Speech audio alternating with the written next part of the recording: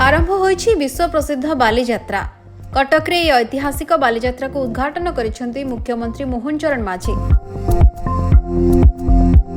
परंपरा अनुसार महानदी जल रे बोट साहाय्य आसी वैष्णवपाणी मंच रे यात्रार शुभ उद्घाटन करिसेंती मुख्यमंत्री।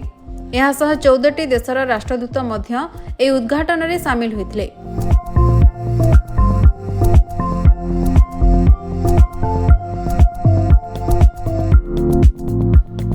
भलिकी भली खाद्य ठुंकापुरी आलुदम दहीबरा मथुरा केक दर्शकों को हाथ ठारी डाकुछि।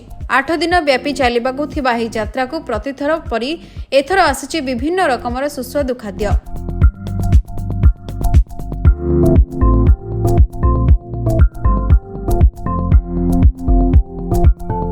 एथर नुआ करी होइथिबा अनंत दुनिया सांगकु ओडिया चलचित्र इतिकथा बेस आकर्षणीय होइछि, जहाको उपभोग करिबा पई आरंभ हेलानी दर्शकों भिड़। बुलाबुली सांगकु किणाकिणी आरंभ करदेलेनी लोके।